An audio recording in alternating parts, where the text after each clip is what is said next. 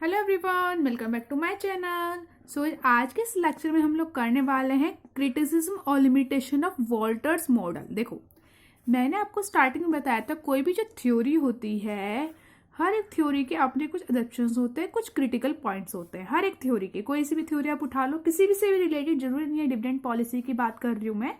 आप cash management या कोई और थ्योरी आप उठा लीजिए, हर एक थ्योरी आपको ऐसे ही मिलेगी। हर किसी का कुछ ना कुछ अजप्शन होता है और कुछ ना कुछ क्रिटिकल पॉइंट्स होते ही हैं, क्योंकि हर एक थ्योरी कुछ ना कुछ एज्यूम करके बनी होती है और वो यकीन मानिए जो वो अजप्शंस होते हैं वही कहीं ना कहीं उसके लिए क्रिटिकल हो जाते हैं, क्योंकि हम उनको मानते हैं कि ऐसा है, लेकिन वो रियलिटी तो ऐसा नहीं होता है कि हर एक थ्योरी सारे ही ट्रू पॉइंट्स ट्रू जो है होल्ड करेगी। नहीं, ऐसा नहीं होता है। तो कहीं ना कहीं वो जो अजप्शन हमने माने होते हैं ना, वही कहीं ना कहीं हमारे लिए क्रिटिसिज्म के पॉइंट्स निकल आते हैं। तो आज के इस लेक्चर में हम लोग देखने वाले हैं कि वॉल्टर्स मॉडल के लिए क्या क्या लिमिटेशन है। जैसे मैंने आपको पहले समझाया था कि वॉल्टर्स मॉडल थ्योरी एग्जैक्टली है क्या, हमने ये समझा था। उसके कुछ अजप्शंस थे वो भी हमने समझे थे।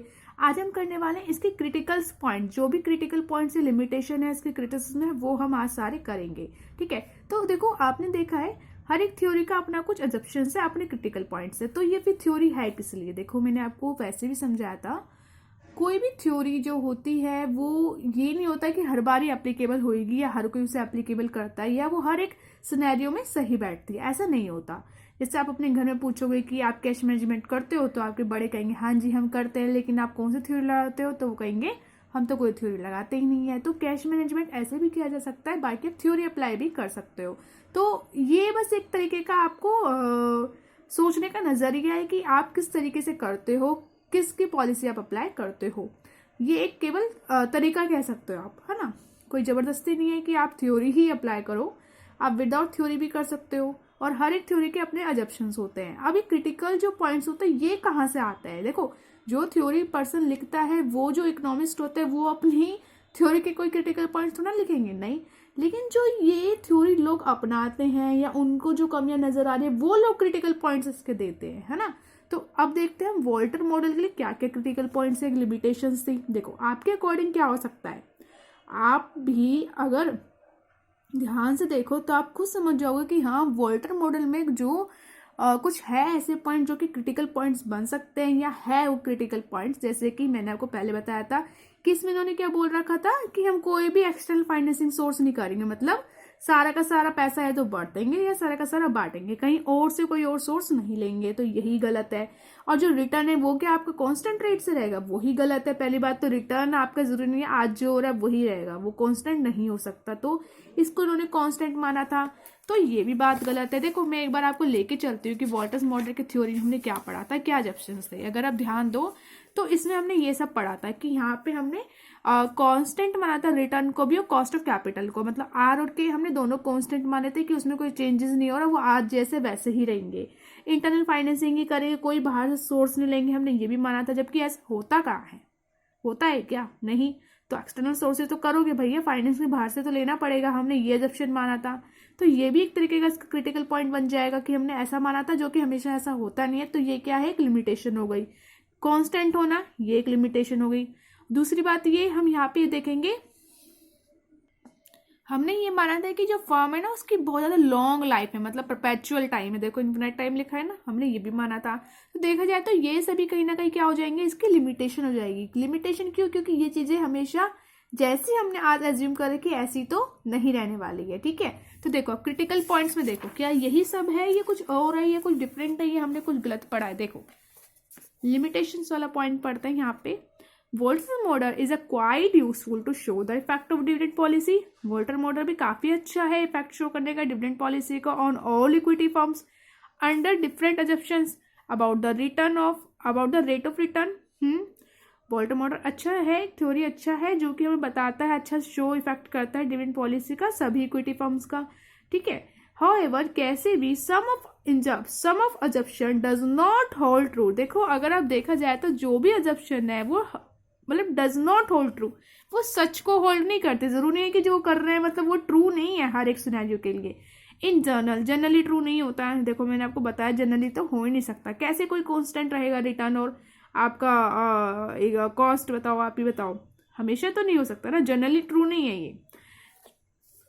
So true for model, the critical evaluation of a sum of assumption underlying the model is done below. कह रहा है जो कुछ critical evaluation है, जो भी है इस assumption को लेके हमने उसको यहाँ पे नीचे दिया गया है. देखो क्या क्या है. नो एक्सटर्नल फाइनेंसिंग, अभी मैंने आपको बताया ना, नो एक्सटर्नल फाइनेंसिंग, वही बात लिखी हुई है. Walter model assume that the firms investment are financed exclusively by retain earning. उन्होंने यही माना है कि जो हमारे पास पैसा है रखा हुआ इंटरनली, मतलब हम फाइनेंस रिटर्न जो है जो हमारा पैसा रखा हुआ है उसी से हम क्या करेंगे, फाइनेंस करेंगे रिटेन अर्निंग को. रिटर्न नहीं, रिटेन अर्निंग. ठीक है, लेकिन ऐसा नहीं होता है. उन्होंने बोला कि हम कोई भी बाहर से पैसा नहीं लेंगे, इंटरनली करेंगे, जो पैसा रखा हुआ है उसी को करेंगे बस. लेकिन ऐसा नहीं होता है ना. तो बाहर से तो हमें कहीं ना कहीं हेल्प लेनी पड़ती है. लेकिन ये लोग कह रहे हैं नहीं, यहाँ पे कोई भी हम नो एक्सटर्नल फाइनेंसिंग नहीं करेंगे. No external financing is used if it was so then the model would be applicable to only those form in which equity was only source of finance. वही जिनके लिए केवल इक्विटी सोर्स है finance का, वही कर सकते हैं. और अगर कोई और फॉर्म है तो वो नहीं है, उसके लिए एप्लीकेबल नहीं है. कांस्टेंट रेट ऑफ रिटर्न, ये मैंने सॉरी ये मैंने आपको अभी बताया था. कांस्टेंट माना गया यहाँ पे रेट ऑफ रिटर्न को. The model assume that R यानी कि rate of return is constant. This is not a realistic assumption because when the increase investment are made by the firm R also changes. कि R जो है return है वो भी change होता है अगर फर्म की जो इन्वेस्टमेंट है वो बढ़ती है, तो ये कोई कांस्टेंट नहीं रहता है. तो ये भी एक लिमिटेशन का रोल करेगा यहाँ पे. कांस्टेंट इक्विटी कैपिटलेशन रेट, देखो यहाँ पे इन्होंने जो कॉस्ट था ना इक्विटी का, उसको भी इन्होंने कांस्टेंट माना था. और ये भी एक लिमिटेशन है हमारे लिए. The model assume that equity capitalisation rate remains constant, मतलब बना रहेगा constant. This is also not realistic assumption because equity capitalisation rate changes directly with the change in a risk composition of a firm.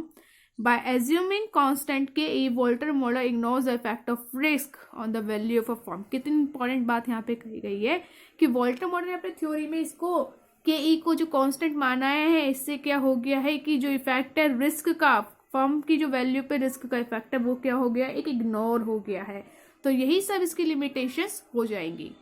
ठीक है guys, तो हमने सारे limitation अच्छे से देखा कि क्या क्या लिमिटेशन है. और लिमिटेशन ज़्यादातर वही है जो कि हम एज्यूम करे रखते हैं. और वो एज्यूम जो हम करते हैं, हम ये मान के करते हैं कि हमेशा ऐसे ही रहेगा. लेकिन ऐसा होता कहाँ है, ऐसा होता है क्या? नहीं, पल भर में पता नहीं क्या क्या सब कुछ चेंज हो जाता है ना. तो ऐसा तो होता ही नहीं है. तो सब क्या होंगी, हमारी लिमिटेशन होंगी. तो देखो, आपने देखा हर एक थ्योरी के अपने कुछ अजम्पशंस होते हैं, कुछ लिमिटेशन होती है, मतलब क्रिटिकल पॉइंट्स होते हैं. जब ऐसा होता है तो क्या होता है, दूसरी थ्योरी आ जाती है. दूसरी थ्योरी भी कुछ अजम्पशन लेकर आती है, कुछ क्रिटिकल पॉइंट उसके भी होते हैं, फिर तब दूसरी थ्योरी आ जाती है. इस तरीके से चलता ही रहता है. ये हर एक इकोनॉमिस्ट अपनी थ्योरी देता है, कुछ अजम्पशन मानता है, फिर लोग उसके अंदर खामियां निकालते हैं, फिर दूसरी थ्योरी आ जाती है. तो ये ऐसे चलता ही रहता है. तो अब हमने ये वाली थ्योरी कंप्लीट कर ली वॉल्टर मॉडल की. अब हम देखेंगे जो नई थ्योरी आ रही है हमारे लिए वो कौन सी है. देखो वो कौन सी थ्योरी है, ये भी मैंने आपको शायद पढ़ा रखा है. ये है गॉर्डन मॉडल वाली थ्योरी. ये शायद मैंने एक बार आपको थ्योरी क्वेश्चन कराया था, शायद उसमें मैंने आपको समझाया था गॉर्डन मॉडल. ठीक है, तो इस वाली थ्योरी को शुरू करेंगे. अब इससे रिलेटेड क्वेश्चंस देखेंगे हम, क्योंकि देखो जो मैंने आपको इंट्रोडक्शन दिया था, इंट्रोडक्शन मैंने आपको दिया था ना डिविडेंड पॉलिसी वाले चैप्टर का, उसमें मैंने आपको समझाया था कि देखो जो थ्योरीज है वो कौन कौन सी है. एक तो फर्स्ट ग्रुप में ये वाली वॉल्टर मॉडल, गॉर्डन मॉडल की आती है. वॉल्टर वाला हम कर चुके हैं, अब गॉर्डन शुरू करेंगे, उसके बाद उसके क्वेश्चंस करेंगे. देन उसके बाद कौन सी आएगी, MM वाली. ठीक है, MM हाइपोटेनियस वाली, हाइपोटेनियस नहीं सॉरी हाइपोथेसिस, ये वाली थ्योरी आएगी. तो इसको देखेंगे हम, इसके फिर क्वेश्चंस करेंगे. ठीक है, तो इस तरीके से थ्योरीज आती रहती है. हर एक थ्योरी की अपनी एजम्पशंस है, क्रिटिकल पॉइंट्स है. जब वो पूरे हो जाते हैं तो दूसरी थ्योरी आ जाती है, इस तरीके से फिर तीसरी आ जाती है. ये तो चलता रहता है. अब हम सेकंड थ्योरी को स्टार्ट करेंगे नेक्स्ट लेक्चर से, गॉर्डन मॉडल. ओके, तो तब तक के लिए bye bye, take care and stay connected.